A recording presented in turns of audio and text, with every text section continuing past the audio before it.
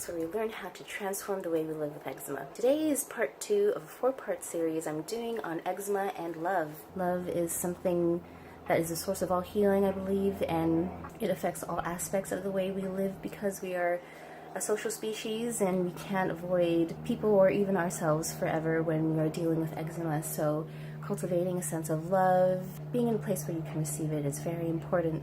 And I think in doing this series that I really want to help people with eczema experience a healthy sense of love within their lives and within their connections with other people. And one of the first connections we ever make in life is with our family, namely our mothers. And in touching upon this topic, I'll have to say that in my own life, while I was not born with eczema, I did develop it at a young age. Though I have met a good handful of people who have told me that they know for a fact that their moms were under really stressful conditions, whether they were being left by their fathers or having financial issues, worried about being able to take care of their children while they were pregnant with them, and their children ended up developing eczema and continue to have eczema as adults. And I think that while that is something that may be worth studying down the line in the future in a scientific way, that I think that the relationship that we have with our mothers and the experience of stress that they can experience seeing us with eczema can really be an aggravating or sort of like an accelerator or a magnifier for our experience of having eczema, and that may actually translate to a very physical escalation of the physical rash, just as a response to all the stress and the cortisol that's increasing as we are experiencing more of this stress. As a Filipina, yeah, it was like pretty harsh going through eczema with my loving mother. You know, she really meant well, but she could have a really strong reaction. In the past, she had really strong reactions to seeing me basically in pain, and I know she was coming from a place of concern and letting me know how much she cared about me. It's just, and this video kind of goes out to parents of people with eczema or even relatives. Just know that if someone in your family has eczema, they know it. Pointing out the obvious repeatedly every time you see them, and even on a daily basis, does not help. It does not make it go away. It's not like we are in a bubble or blindfolding ourselves every time we are in a reflective place where there's water or mirrors. We're not in denial. We are in pain. We are experiencing those rashes every day. We know we have it. We see the rashes. What else do you have? It's hard not to feel somewhat defensive because when you have eczema, you can't help it. And until you figure out what your triggers are and you observe yourself enough to know what your patterns are and the sources are, it's as much of a mystery to us as it is to you.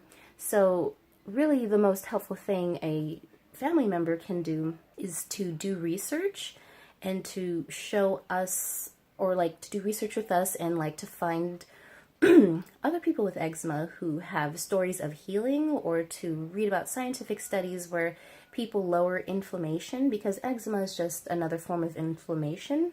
Anything that will lower eczema. It's not helpful to try to be a doctor or an expert, especially if you do not have eczema. If you have eczema too, then okay, you have some camaraderie. You can share the experience, you can learn together, you can heal together. If you do not have eczema and you try to give someone with eczema advice, the person with eczema will feel skeptical because you don't have that experience. It's kind of like, it's like me trying to tell someone with, a chronic condition I don't have, or cancer or something, like how to just feel happy, just feel better, just heal. Why aren't you healing? It's kind of like that, because while eczema is not fatal, it affects all parts of your life, and it is chronic, and it is something that only someone with it can truly, fully understand. While you may be coming from a good place, just opening with questions or judgments advice and you not having the experience is just not going to be well received, even though you have good intentions. When that dynamic is happening in the family, there can be a rift because the family is like concerned and just wanting this pain to go away, but they don't fully understand what's going on, and they don't have like, you know, like the medical knowledge or methods to actually do anything that will help on a physical level. The person with eczema feels defensive, isolated, judged, and like, it just really hurts when your family is not supporting you the way that you need and is just trying. It sort of has a, I don't know, it just sort of feels like they know better because their skin is fine, but it's really not a fair comparison when we are all individuals with our own immune systems and our own genetic combination of features and factors. So if you are related to someone with eczema, I would definitely advise you to just be accepting of them. Just continue to love them, continue to support, be a cheerleader, be a source of hope. Try to find other people with eczema who have come through it and maybe ask for their advice on how to handle it, or what worked for them. But just know that even if you do find someone else with eczema and you try to connect them with your loved one with eczema, that person still might be skeptical, because likely if they've had it for a long time, for at least a month to a year or for years, they know that they've tried so many different things, and they'll have the experience of just realizing that they have a very specific dynamic going on with their skin. And even if you connect them with someone else with eczema, they might be able to have some solidarity, but not, even if two people have eczema, they can have very different versions of it, and they can have very different skin types. Like, I've met people with eczema who have very oily skin, but I'm someone with eczema with very dry skin, and our rashes do not show up the same, and we need different things to balance out. So just know it's a very individual experience, and if that person that you love has eczema, wants to find other people with eczema, they will find that way. Just trust that they will find their way when they're ready. We have Google now, we have libraries, we have social media, Facebook groups. There's a lot of support out there when they're ready to seek it, but don't push them and don't force them to try things unless you've really got some evidence to back it up and to really support why you want them to try a certain thing. And if you are someone with eczema and you are struggling with relating your experience to your family, know that you are not alone. Dealing with my mom, particularly with eczema, because she's the most vocal about it, it wasn't until I think I was in college. And again, after, in my previous video, I mentioned the death of my godfather being a huge trigger.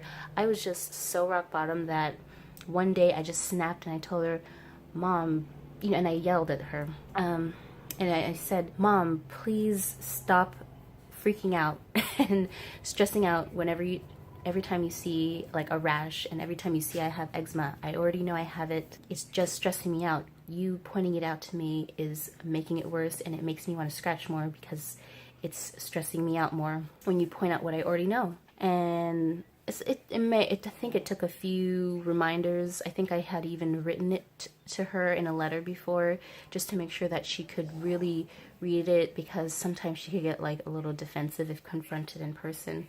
There's just some people like that. I still love her, but yeah, it was very frustrating to deal with for years. At that point, I think it had been for 15 years, and I had had enough, and things were just starting to change in my life. I was starting to speak up more for myself, and once she really got that message, it was a lot easier to live with her.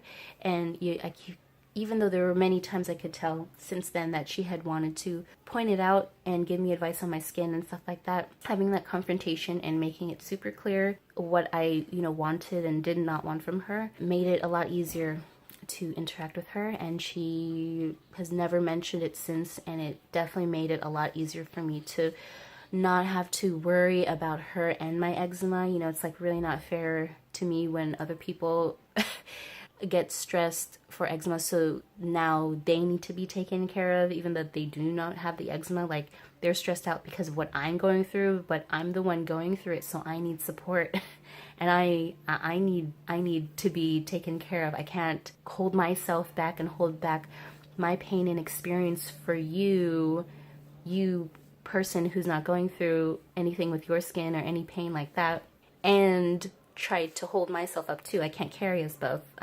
We're both individuals. You need to be strong for me. You need to be a pillar for yourself and support me as a family member. You know what I'm saying? Like, it doesn't make sense for the person in pain to be the pillar for two people. They could barely hold themselves up. I could barely hold myself up at the time. So, just please try to be more considerate and less selfish when interacting with someone else going through a chronic condition like eczema. On one hand, people only understand what they've been through. No one can expect anyone else to understand fully what they're going through, because we're all specific individual human beings. If you are lucky, you have a family with really good communication skills who's open-minded, and they'll be willing to hear your perspective on how you're living with this condition and offer you the support that you need. A book that I really recommend reading is The 5 Love Languages, because I think that it's important to know the style of love and the style of support that you need to feel truly supported and seen and heard. And reading that gave me a little bit more insight into just how my mom in particular was like showing me support and love in ways that I hadn't registered, because we have different love languages and different love styles. And like, this love language book is not just for romantic relationships. It's just good for any kind of relationship or interaction that you have with anybody else. And so for me, I'm tactile, so I like physical touch, and I'm also verbal and kind of like into like the material, like gifts thing as like a physical token of love. My mom is I realized she was more of like someone who likes to be of service, to be of help. And so she would spoil me and like get all these things and do all these things for me that I felt like I could do for myself, like laundry and cleaning up and stuff like that when I was still living with her. And I just was like, I'm an adult, I can do it myself, I don't need you to do it for me. But now I realize that was just her way of showing her love, even though she's not like the most super articulate person necessarily when it comes to expressing feelings. And she's not very even comfortable with like hugging, like not even amongst family members. So, physical touch is not her language. So yeah, I highly recommend that book. I'll put a link in the description down below. Really quick read, really insightful. Very helpful to avoid misinterpreting with the way other people show their love and the kind of love that you need to be able to communicate to other people, that you need to help you to start the healing process, or to just accelerate that process so that you can feel better and safer in your family. So I hope that this has been insightful for you. We can all only do our best. And in the end, if you're someone with eczema, you just gotta do what you gotta do. Know that family members usually mean well, and family members know that your person with eczema knows that they have it. And no need to repeat the obvious. Yeah, just trust that we know what's going on.